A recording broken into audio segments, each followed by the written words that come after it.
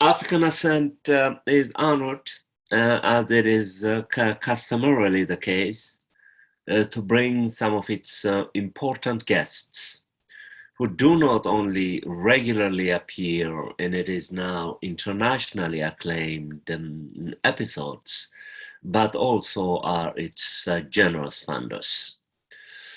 Professor Victor Wallis, professor of political theory, political science at Berklee College of Music, and an editor of the famous leftist slash socialist uh, magazine, Socialism and Democracy, has been the editor of that journal for over 30 years, if I'm correct. And he has appeared in African Ascent so many times that I have stopped counting his appearance. He has become one of its regular columns, one of its regular pillars. So we are essentially continuing what we've been doing together for the past 15 years or so. African Ascent has been actively in service for the past 15 years. And today I bring him to calmly, which is his style, dissect and analyze for us his third book that is being hailed as one of the most important books that came out of the socialist leftist tradition called Socialist Practice. This book is preceded among his numerous articles, which he, as an editor of Socialism and Democracy, was contributing to. His first book, for example, which was a collection of essays that has been working on for many, many years in socialism and democracy, was called The Green Red Revolution, which really gave us a Marxist analysis of what happens when capitalism, this particular economic system that has been active since the 17th century, becomes becomes overly confident and destroys the environment, really, as a consequence of the relationship between production and consumption. That book very carefully dissected the consequences of hypercapitalism, which really put Professor Victor Wallis on the map as the leading thinker, if not the leading thinker, at least one of the leading thinkers, on what he dubbed, I hope I'm right, as a socialist ecology, a socio-ecology, something to that effect.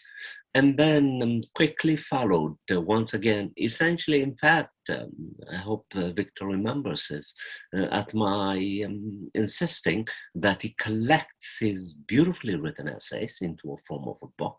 I convinced him, and then I and him agreed to send one of his collections to my childhood friend, who is also the leading publication of books that come out of the global south, most particularly in Africa.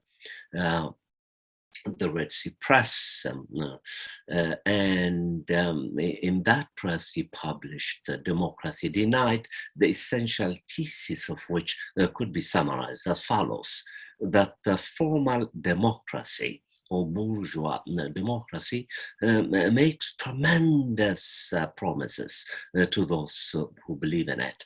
But sadly, in spite of the promise, in spite of the formality, human beings across race, gender, and sex are saddled with unnecessary material deprivations and what he sincerely called inequalities. That book then examines the systematic and continuous productions of suffering for working people, with a disproportionate hurt of the African American population. Now comes back to continue this the disciplined critique of the limitations of formal democracy, of bourgeois democracy, by providing us an alternative to this formal democracy, which is embodied in the idea of socialism, which is called socialist practice. This book is divided systematically in two parts. It begins with analysis of the history of the US, the political history of the US, following a tradition that was established by Howard Zinn through anarchistic lens. And the Professor Victor Wallis revisits this history through a Marxist lens. And there is a difference between these traditions, just like the anarcho-syndicalism Professor Chomsky versus the disciplined Marxist analysis of Victor Wallis. So I apologize for this long introduction, which he deserves.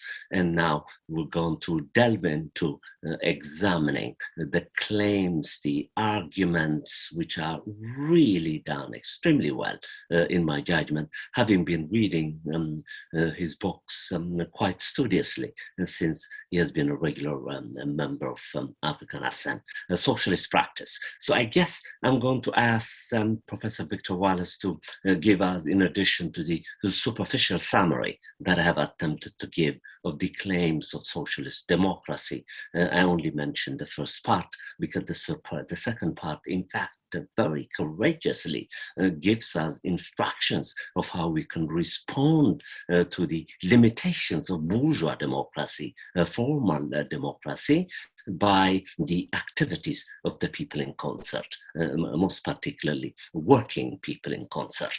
So let me give him an opportunity to begin with an intelligible, clear, which he does always, a summary of the claims of his third book, Socialist Practice. Well, thank you again, Tedros, for having me. It's always a great opportunity, which I appreciate very much. I don't have a formula. I should start right out by saying that. The analysis of US history is more in my second book, The Democracy Denied. Socialist Practice brings together essays written over a long period on a variety of topics, but I would suppose what leads into it is a reflection on our current moment in the United States, in which the issue of socialism has become a popular issue. And this we all know thanks to the presidential campaigns of Bernie Sanders in 2016 and 2020. But I try to look at what socialism really is. And my underlying, let's say, approach to it is the idea is that it's the dissolution of capitalism. I mean, that sounds very simple, but it's not. It goes against a too easy tendency, in my view, to think of socialism just as an increased role on the part of the government, or in the case of the Sanders campaigns, a political program which is essentially, in his own terms, a revival of Franklin D. Roosevelt's New Deal. I approach socialism as the dissolution of capitalism, and in specifics, that means the ending of a dramatic class difference, the dramatic class difference that characterizes capital. And I think it's more than just talking about inequality. When people hear about inequality, they just think of gradations and so on. But I think what too few people in this country, in the United States, recognize is that capitalist relations are far more than just differences in a degree of prosperity of certain peoples. There's a difference in kind, a kind of an astronomical difference between the level of wealth and power concentrated in the ruling class and the ordinary condition of the vast, overwhelming majority of the population. And this extreme level of inequality is something that is not enough thought about and not enough reflected on, and it is the underlying issue. So in the most immediate sense, though, what we have is a political arrangement, and this I talk about in the introduction to my book. It's a political arrangement in which the two parties both represent, at their leadership level, the capitalist ruling class. The policies of both, in a sense, they interact and they complement each other, they reinforce each other in a rather sophisticated kind of way, so that we constantly get the illusion that we as a people are making a choice between different policies, whereas the choice is very circumscribed. And this is, I think, the thing that, I mean, a lot of us are aware of this, but it keeps reasserting itself in different ways. But the Republicans, of course, are out and out, unapologetically pro policies in favor of the top fraction of a percent of the population, but they disguise it with all kinds of rhetoric, which we're familiar enough with, and which has attracted the following claims by Donald Trump. The Democrats, on the other hand, they do have within their midst a certain number of politicians, an increasing number, who do reflect a popular wish for a more progressive, more redistributive policy. But this sector of the party is systematically opposed by the leadership of the party, which ultimately has the last word. So you have this kind of continual back and forth between Republicans and Democrats in power, in which the Democrats can accuse the Republicans of being anti-popular and against the interests of the majority in all that ways, and of being racist. And the Republicans, on the other hand, accuse the Democrats of being socialists, and this scares a lot of people.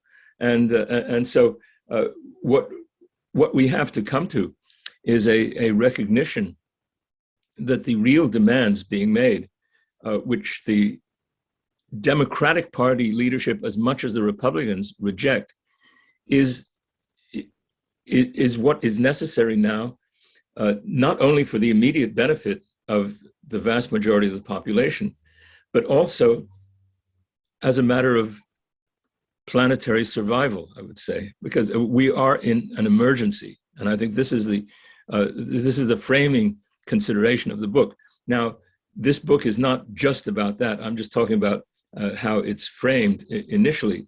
And within that, there's a whole discussion, a whole attempt to confront the history of socialism, including in particular the Soviet Union, the collapse of socialism, and what the collapse in particular, the alleged discrediting of Marxism as a result of the collapse of the Soviet Union.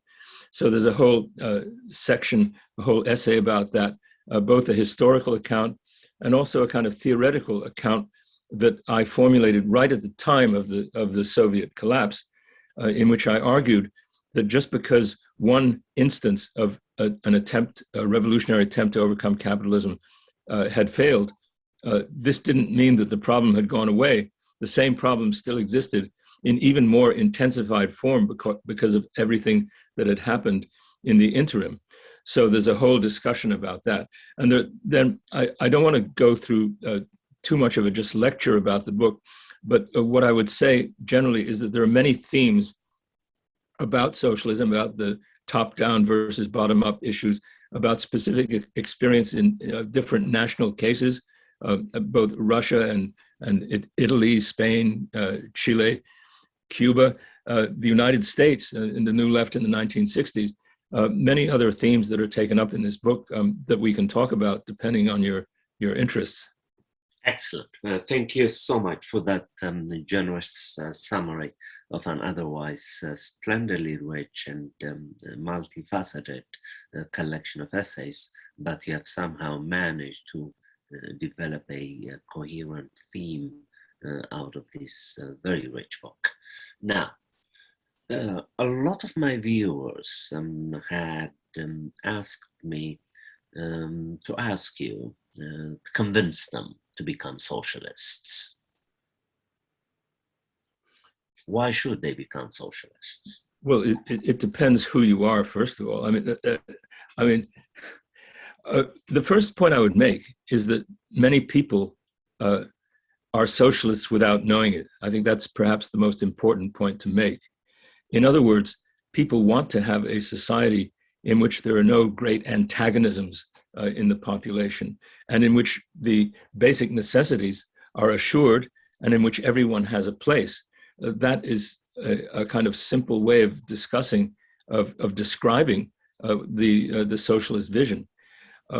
I think what gets in the way of that is decades of indoctrination against it and of misinterpretation of what has happened historically, so that what the United States has done and continues to do globally is whenever there is a socialist revolution, or even the beginnings of one, or even electing to office a government that intends to carry out socialist policies, the US does everything in its power to undermine it. And this doesn't cease even after they take power. Now there's the campaign against China, not to mention the continuing campaigns against Cuba and Venezuela, Nicaragua, and so on. And they create, the United States creates a kind of self-fulfilling prophecy to the extent that it can, especially with the countries that are affected by its sanctions.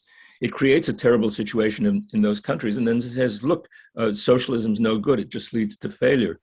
Well, one has to recognize the actual historical experience in order to understand what it is that's caused the failure. It's not the socialism, it's the attacks that have been made against it.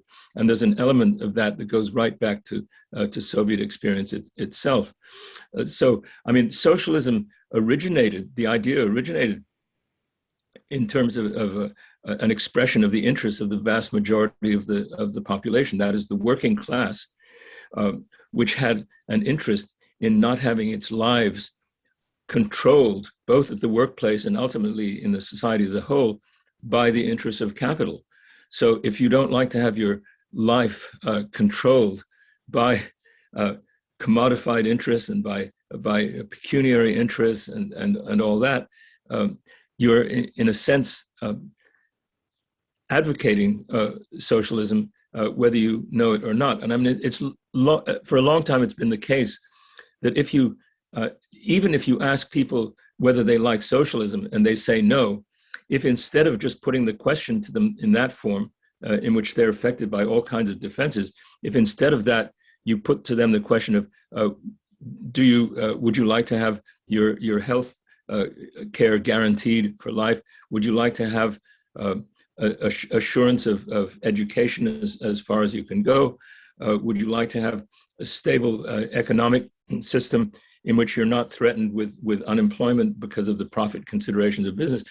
If you break it down into those specifics, these are things that most people want, and so it's a question of how you approach the thing, and underlying all this, I would again repeat the extraordinary emergency posed by the environmental crisis, and the environmental crisis is a reflection of the overexpansion, the excessive commitment to growth at all costs that's built into capitalism.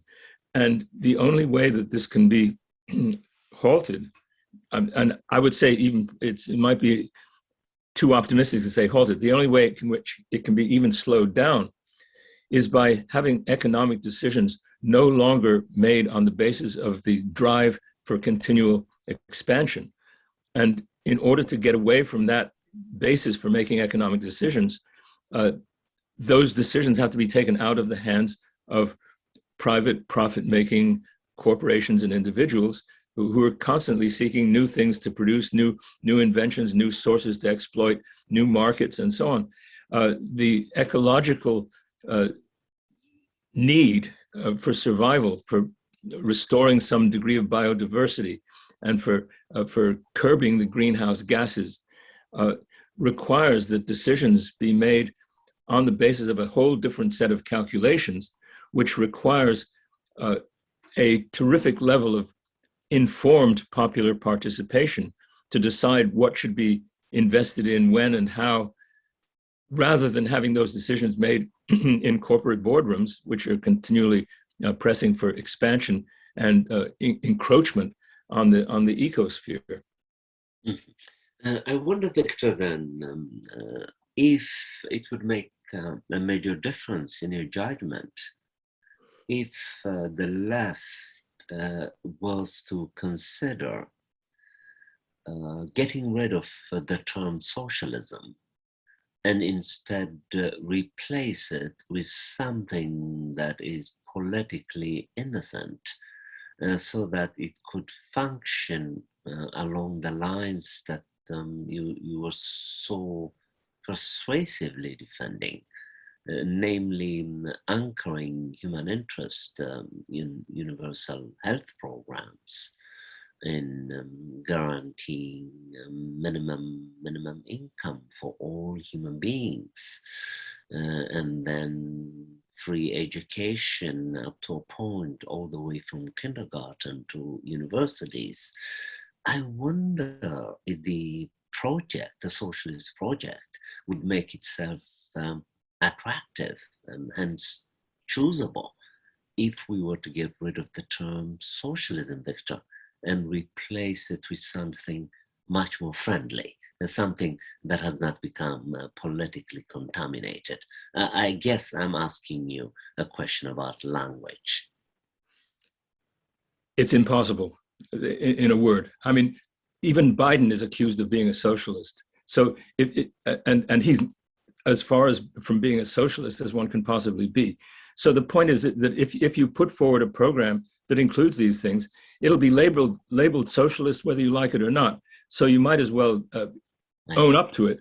And the point is then how you approach the idea of socialism in your, let's say, pedagogical practice, how you approach it when you're talking to people, that you don't, it has to be taken away from being just a question of a label and translated into those concrete terms that we've talked about.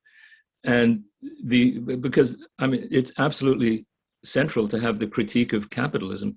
As soon as you have the critique of capitalism and the analysis of the roots of the crisis that we're all living through, which is, of course, in its extreme form, threatens the survival of the planet.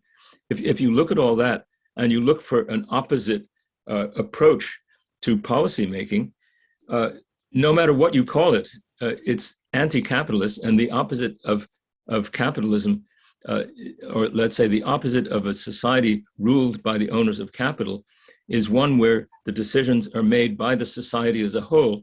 They're socially made decisions. So there's nothing problematic about the term socialism in that sense. It simply reflects the fact that it's a society-wide decision that we're talking about, society-wide policymaking, rather than policymaking based on the interests of a tiny privileged group in the population. So that is really essentially the point, that we can't get away from the term itself. The question is what kind of practice you have in introducing and presenting the term, and recognizing it. So I think, again, I would say that the term itself is not that unpopular. It's becoming increasingly popular among younger people who now recognize, and this has been largely the case since the economic meltdown of 2008, there's a wide recognition that capitalism is not working. And if you factor into that the recognition of the environmental emergency, of the emergency created by excessive economic expansion and depletion of resources, you have a really thoroughgoing argument against the basis on which decisions are now made, and so it cries out for an explicit alternative. And I don't think you can get away from it. As I say, you'll be accused of being a socialist even if you're not. Obama was accused of being a socialist. Biden is accused of being a socialist. It doesn't matter. Don't try to escape by pretending that it's not what it is. Okay, all right. Before we get into the heart of the book, which is the discussion of justice, social justice, as you call it, I believe in chapter 4, let me get quickly through another question that my viewers want to see answered. They asked if, in your view, both the Soviet Union and China are examples of socialism. Yeah, that's a question that I discuss quite a lot in my book. And in the chapter that I wrote at the time of the breakup of the Soviet Union, I indicated my notion that socialism can be described in several different ways, but the irreducible minimum is the taking of power away from the capitalist class. Now, if that happens, that doesn't tell you how everything is going to run after that. You still, everything has to be determined about how the actual new institutions will be set up and what are the conditions under which this will be done. And so a particular instance in which the power of capital has been taken away may nonetheless be compromised in many ways. And in the specific case of the Soviet Union, I talked briefly in the second chapter, the historical background, which set the tone for all future revolutions. There'd be an attempt to destroy it, a continual attempt to destroy it from the outside, but also from elements within the country. So the Russian Revolution concretely emerged out of 3 years of the First World War, which had a terribly devastating effect on the population, which was already in its majority very poor. And then on top of that, at the moment it came out, it was subjected to 3 years of civil war supported by international military intervention, creating a terrible situation of scarcity and hardship and suffering, out of which its regime developed. So you have the basis there for a continued hardship in the country. And it was, even after it had defeated the civil war and foreign intervention, it was still kept in isolation, all kinds of what we now call sanctions placed upon it. And so it had to build up its industrial force in anticipation of being invaded, and did so at the expense of a large sector of the population, causing great suffering. So in other words, the particular historical circumstances in which it would developed were unfavorable for the outcome that one would want to achieve. And this is the problem that faces every country that attempts a revolution. The capitalism does not give up without a fight. And yet, despite that, despite the failures of specific revolutions, the demand will continue to arise precisely because of all the failures of capitalism, which I've noted, and the emergency that it creates, the terrible hardships that it creates. They'll continuously, capitalism creates the demand for social transformation, even though it may destroy or undermine or tarnish the attempts to bring it about. Now, in saying all this, I shouldn't neglect to point out that despite all these difficulties and despite all these hardships inflicted by capitalists' intent on destroying socialism, there have been some important positive achievements. Even in the Soviet Union, despite all its negative attributes, it had an extraordinary success in actually industrializing fast, in extending literacy and culture at a very rapid rate, in creating kind of a whole organized, let's say, literate, educated population out of a very backward population that had existed before. And something similar can be said also about China, which on the basis of its revolution, which has been in power with ups and downs since 1949, has brought one of the poorest countries in the world into a position of considerable well-being for the majority of the population. No mean feat under the circumstances. So there have been important positive developments. I would also mention that the case of Cuba, which has been and is even now still under these terrible sanctions that has had ever since its revolution of '59, followed almost immediately by the nationalizing of US-owned properties that were refusing to participate in its economic program. Cuba, nonetheless, it had an extraordinary literacy program. Its health service is kind of a model for the world. It's had international repercussions. So there are positive achievements that have been carried out against these extraordinary obstacles, which I've mentioned. And I think it's absolutely essential to keep these in mind. Okay. And now, before we move on to the second part of the interview, which is that luminary chapter on social justice, viewers are also equally curious to know more about dialectics. As you know, at least for those who've taken a course or two in 19th century European philosophy, it is Hegel who I think made the idea of the dialectic popular in his time, and was then taken over by Marx, the young Marx in particular, in the Economic and Philosophical Manuscripts of 1844, in which he claims that he's going to turn Hegel over and against on the head. I believe that was the phrase that... Set him back on his feet. That was it, yes, so that it could materialize the idea of the dialectic. And then, as you know, Victor, since then, this term has been operating like a large sponge in the Marxist tradition that is simply thrown in to explain just about anything, but then there is no clear understanding of what the dialectical method is, first in Hegel, and then as materialized, radicalized, revolutionized by Marx, as Marx claims in the Economic and Philosophical Manuscripts. I'm asking you to do the impossible, but knowing how masterful your analysis of the dialectic is, I thought that it could break it down for us, for the curious viewers. Please, take your time. I think the dialectic needs to be understood concretely in terms of how it actually operates.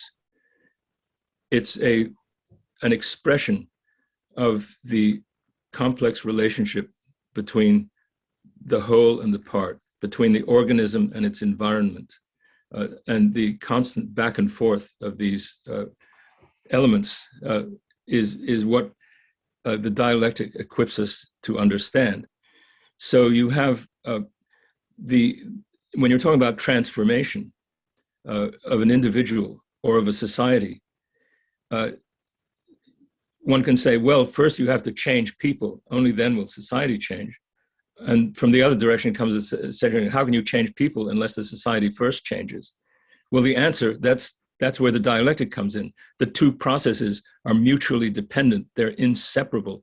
You can't change people without changing the society, and you can't change the society without changing people.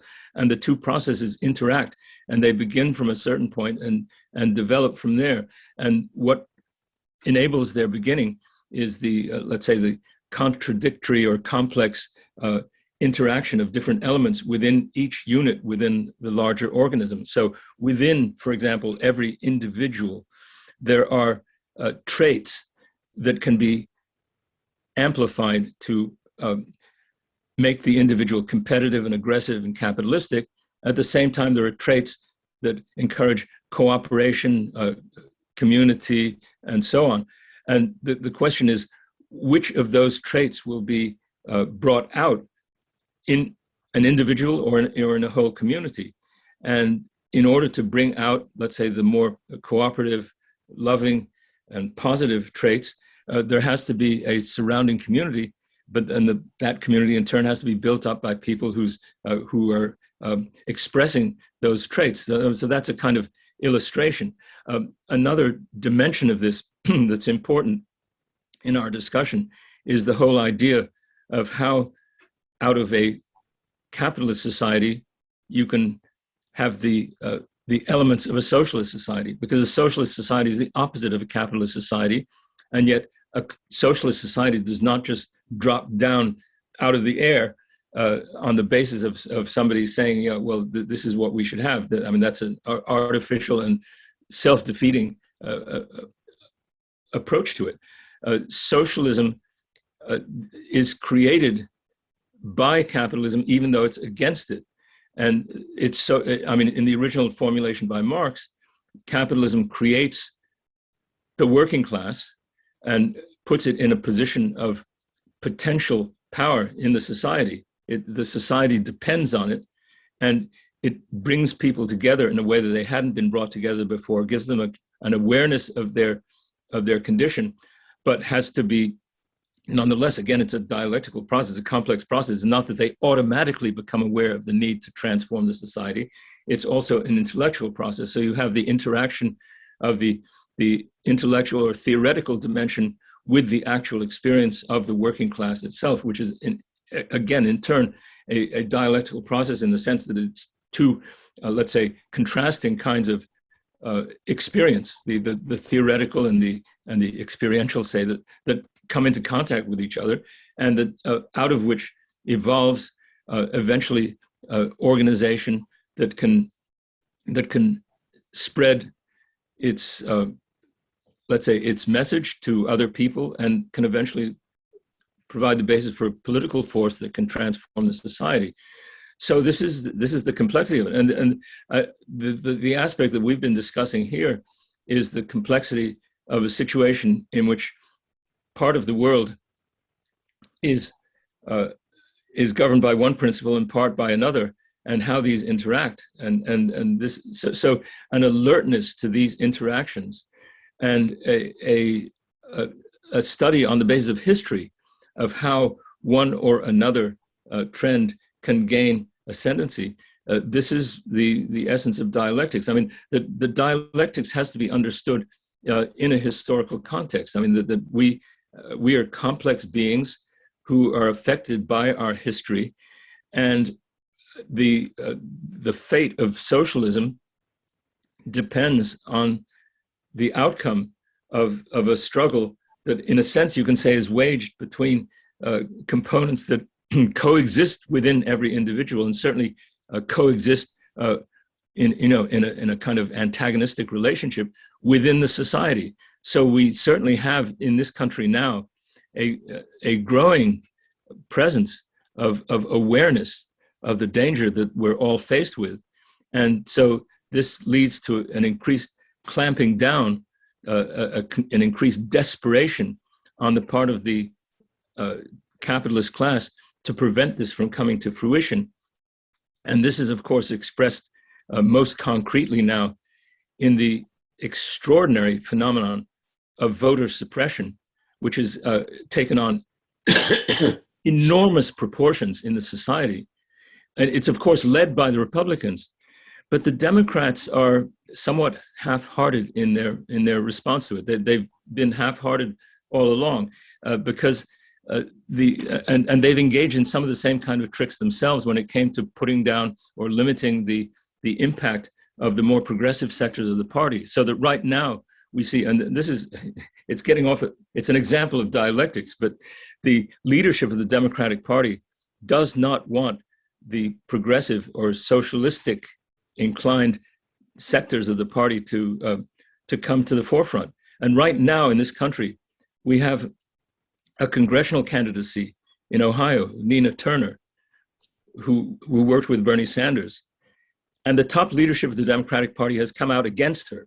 They've, even though she's the most popular candidate in her district.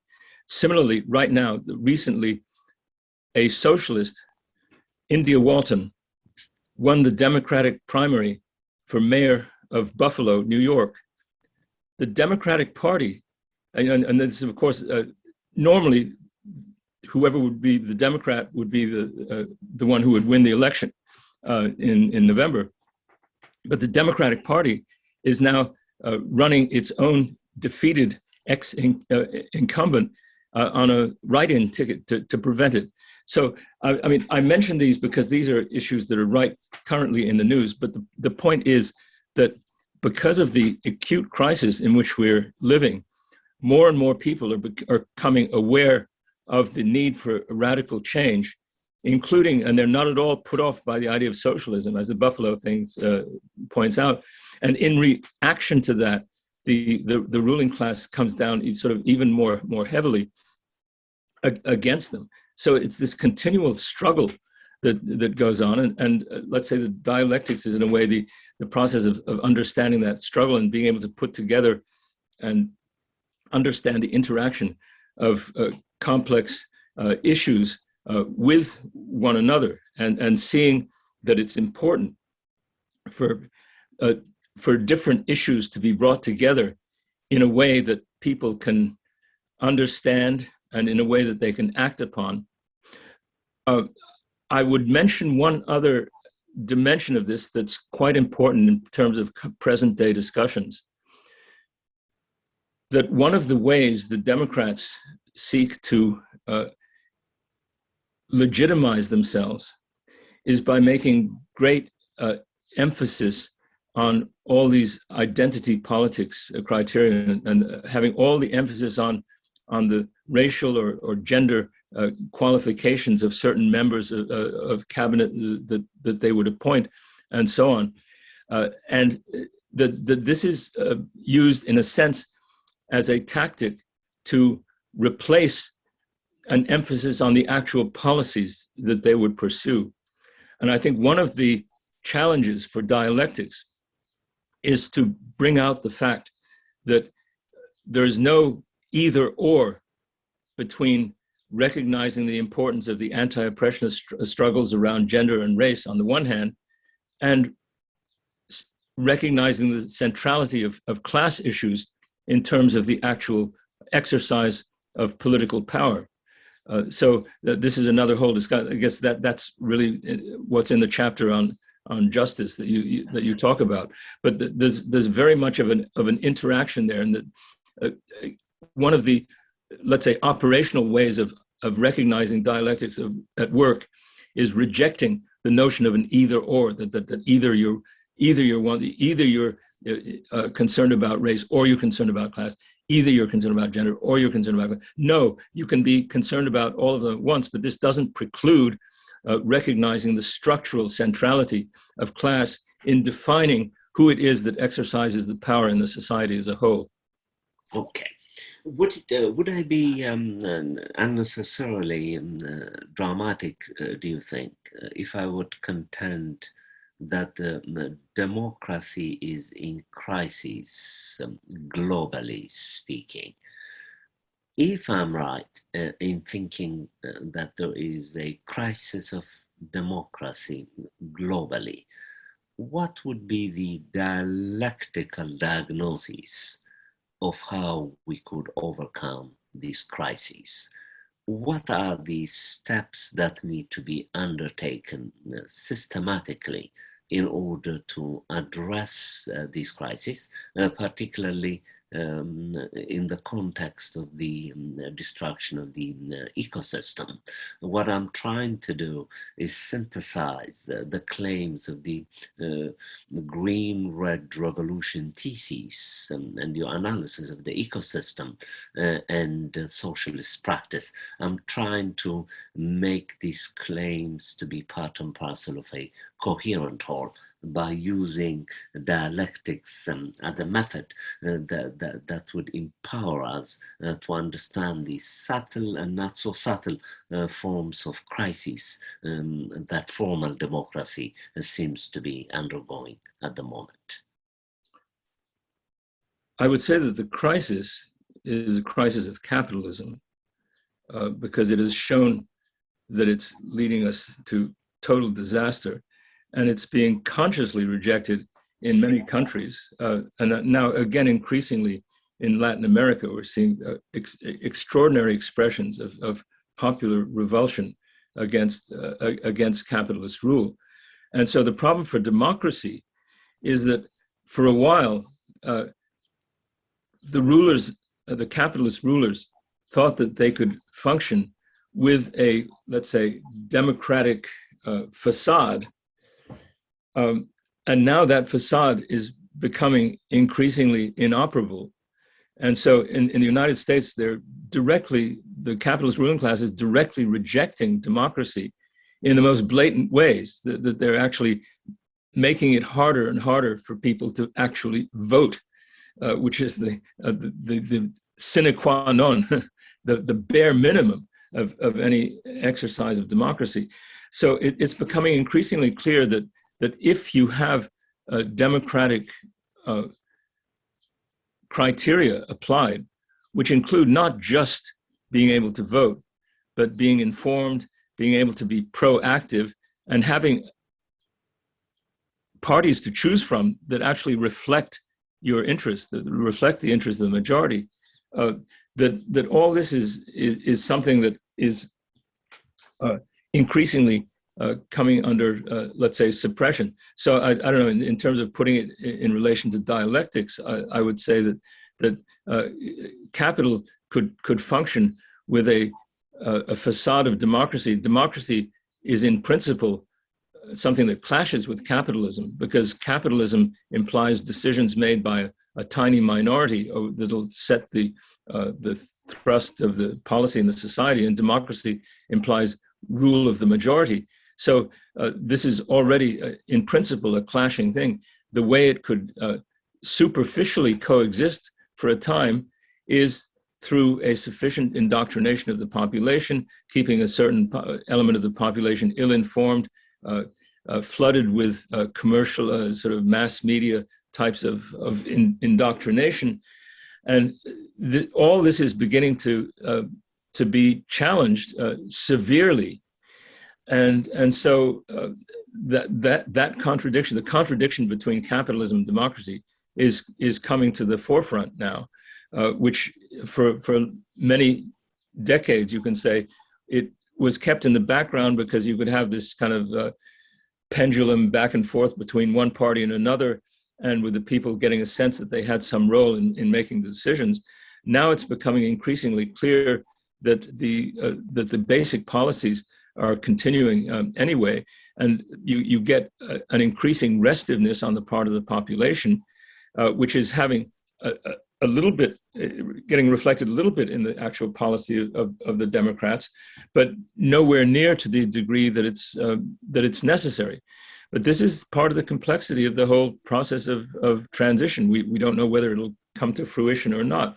But I guess, again, to think of it in terms of dialectics, it's surmounting this contradiction and getting the idea of democracy to be understood in all its implications.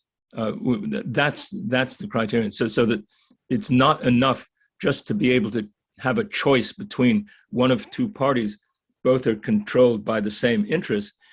Democracy implies a kind of proactive role of the population in setting the lines of policy of the society, which it requires having an organism, a party to begin with, or eventually the state, which actually organizes the expression of the interest of the overwhelming majority and ultimately of everybody. So progressing from the present limited conception of democracy to this full-fledged conception of democracy, which is actually synonymous with socialism, social control of society, that progression is one that, let's say, is you can view it dialectically. It's an interaction between the demands that may be made at any particular moment and what the political opportunities are for satisfying those demands. Okay, we have about 15 minutes left, and I would like us to use this 15 minutes economically and address a question with several parts. Let me first announce the question and articulate some suitable subparts of it. The general question is the following. In the second part of socialist practices, you delve into fascinating, very courageous advice of what the socialists can do in alliance with other progressive forces, of which you mentioned earlier the intersectionalities between the advocates of gender equality, sex equality, race equality, so forth and so on, as part and parcel of the people acting in concert to address what we have agreed to call the crisis of capitalism. Now, there are some parts to that question, I think, and let me phrase them as carefully as I can, so that I can get appropriately precise responses. Is it possible, for example, to look at this ongoing discussion by the media now about the role of what they call critical race theory? Whatever critical race theory is, because the definition of what it is and of what it is not is quite raging, it has not been settled yet. In what way is critical race theory a kind of practice? If it is a kind of practice, is it a kind of practice that could be dialectically endorsed by you, do you think? Or should we read our practices of the ambiguities of what critical race theory is and is not? That's a sub part. And secondly, in what way this generous work that you've been doing in prisons, by publishing letters from prisoners and regularly talking to them and working for them, and an attempt of some kind of practice on your part, which is a response to capitalist crises. And you're trying to use dialectics to engage each and every human being who breathes, who is somehow responding to the absence of justice, what you call social justice, out of which you are suggesting that we develop a coherent strategy of the people acting in concert to address the crisis of capitalism. It's a mouthful. Yeah, to put all that together, it's a bit of a challenge. I would say, first of all, that in the particular history of the United States, the suppression of people of African descent in particular, the most extreme case, has been integral to the development of capitalism. And the opposition on the part of the ruling class to extending the vote, or the opposition to even allowing everybody to vote, is disproportionately impacted on the population of African descent because of its historical position as the supplier of unpaid labor. And so I mean, critical race theory has, there are many different aspects of it, but I think what's essential to recognize is kind of an irreducible minimum is that race has stood in for the expression of class interest challenging capital. And it's an interesting reflection of this fact that the support for socialism is far greater in the African American community than it is in any other sector of the US population. And the fear of the vote is also a fear. It's not only a fear of the idea that Black people would vote, it's a fear of the policies that a full participation in the electoral process by everyone would lead to. They would lead to more progressive, more redistributive policies. And the only way to hold this in check is, as seen by especially the Republicans, but the Democrat leadership tends to bow into it. The only way to prevent it is you can't win people over to the idea of supporting the economic status quo. If they resist it, you have to prevent them from voting. That's the logic. That's the way they think about it. So that's just an illustration of the way the race issue has become practically tied in with the class issue. But it goes back right to the earliest period of the U.S. Colonization, where the definition, the racial definition, was imposed in connection with maintaining the control over the labor force.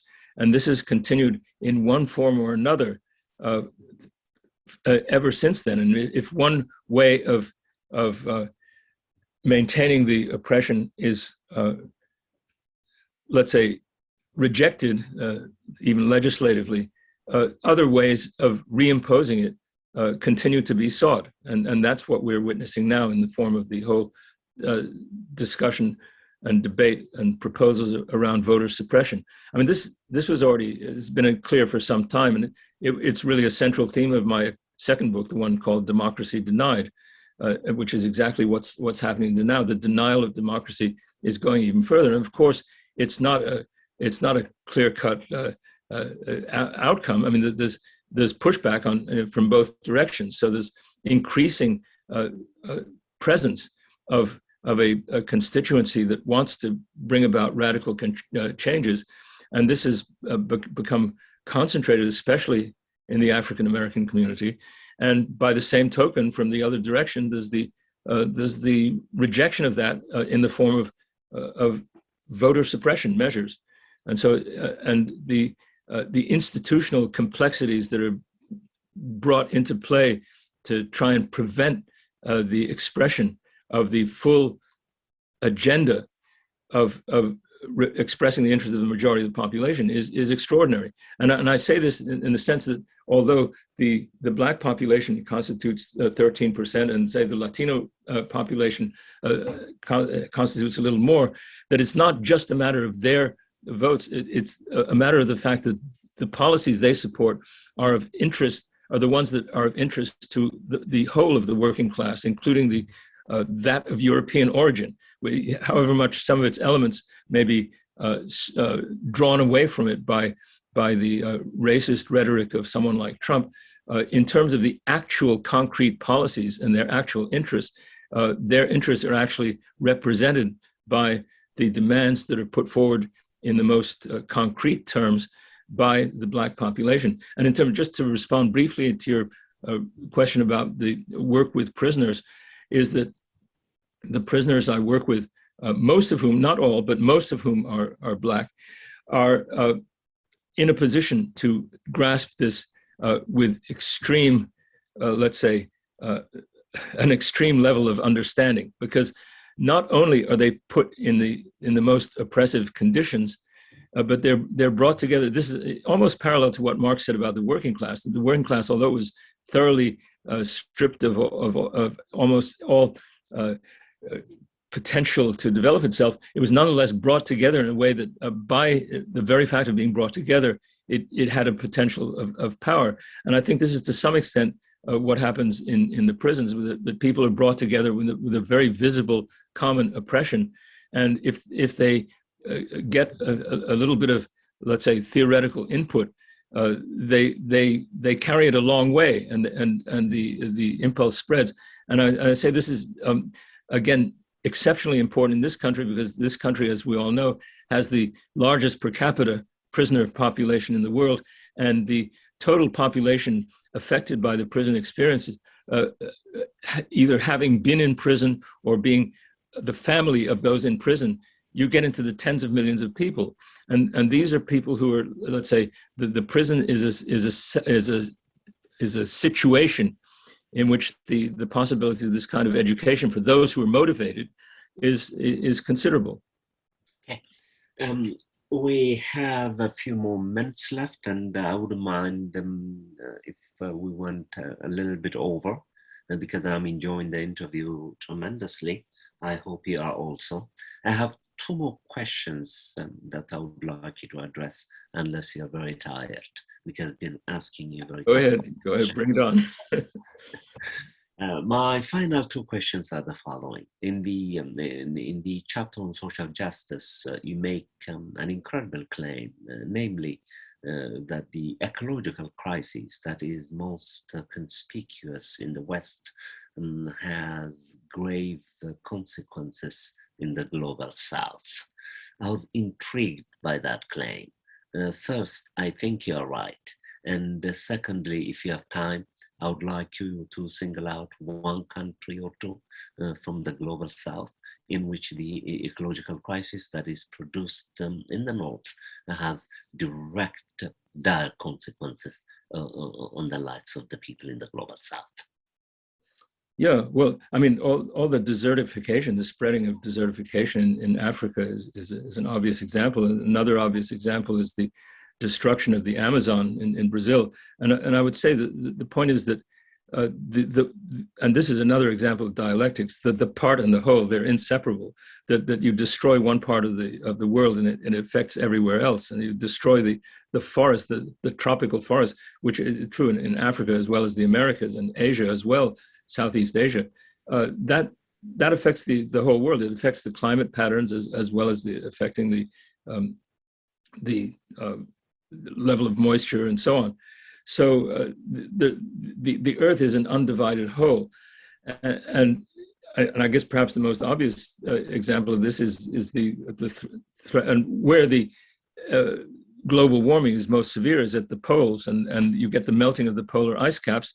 That brings sea level rise, and the sea level rise is felt in any coastal area. And again, it's not just the global South, although Bangladesh is an extreme case of vulnerability there. But now we've seen, well, in Miami itself, where you have the collapse of these buildings, it's recognized that part of the instability is related to the seepage of water with rising sea levels into these areas. So the point is that the part and the whole, and this is really dialectic, the part and the whole are inseparable. And this has also been recognized even in relation to the pandemics. I mean, that you try to claim that you can insulate yourself, but the world has been brought together into a single unit. And the pain and the discomfort and the disease and the suffering and the scarcities in one sector of the world end up affecting the world as a whole. And let's say that the crisis in terms of food production is going to become more and more severe, especially with the droughts. And this reflects the whole development of capitalist agriculture, which has been made agriculture much more prone, much more vulnerable to the drastic climate extremes. It's depleted the moisture and robbed the soil of its fertility.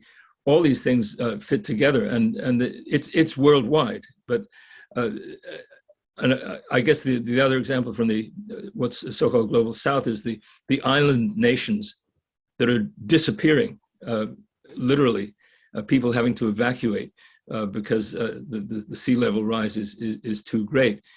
But again, this can happen anywhere. Okay.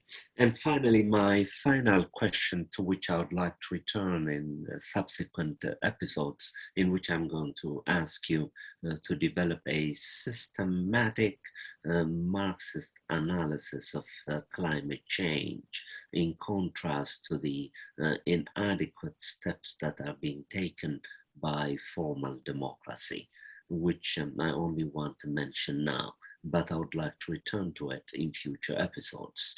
But in conclusion, I would like you to guide us to make good the claim that you have made, that some of the reviewers of your book have said, namely that in the second part of the book, you actually give a call for action, that there are some concrete steps that you as a political theorist, democratically, dialectically, I feel free now to use the term dialectic because it's now substantial. It essentially means the relationship between parts and whole. So a dialectical outline of what the people in concert should do so that we can address this existential crisis produced by capital.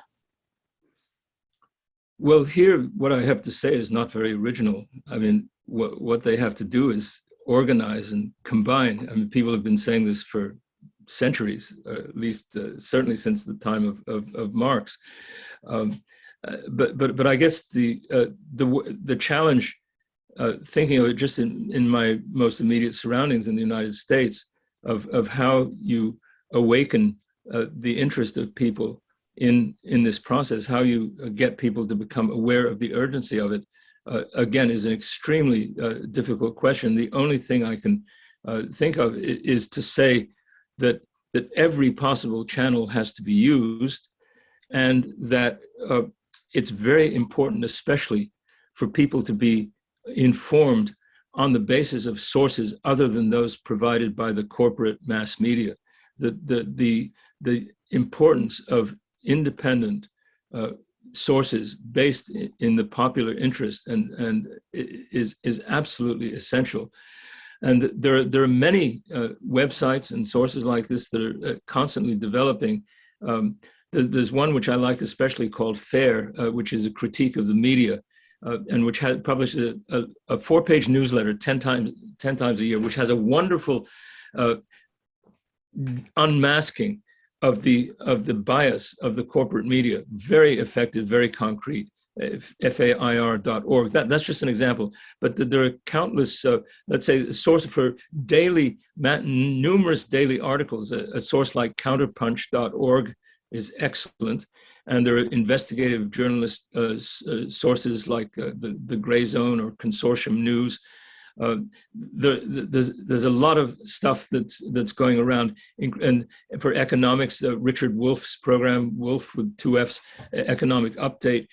This kind of analysis can strengthen people's convictions and help them reach out to other people to draw more people into the process. Because what we ultimately need, and again, this is the obvious point, is we need a huge popular organization that can thoroughly discredit the dominant organizations that were offered, can show up the hypocrisy of the Democratic Party. And I would hope, and this is of course a debatable point, to what extent one can draw people who've hitherto supported the Democrats into a new independent organization, of which there have been attempts over the years, many of them, none of which have blossomed fully.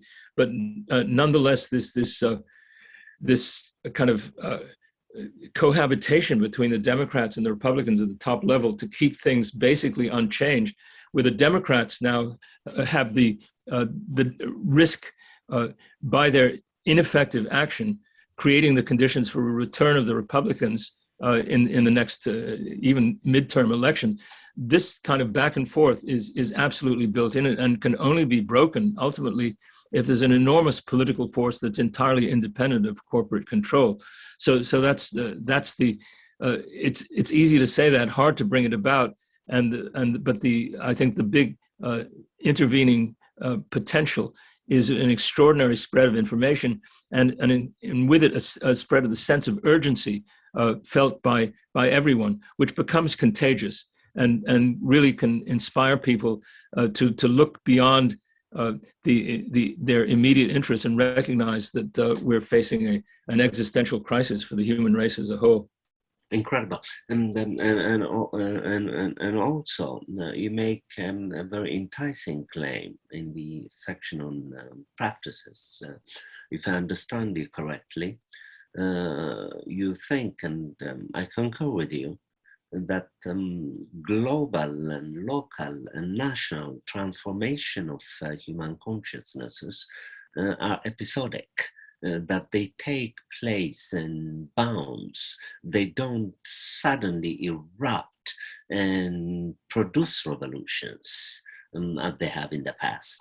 Rather, some baby steps that are taken in the American context, beginning with the Emancipation Proclamation, then the passing of the voting rights, then the civil rights movement itself, and then in our time, the Occupy movement, and now Black Lives Matter.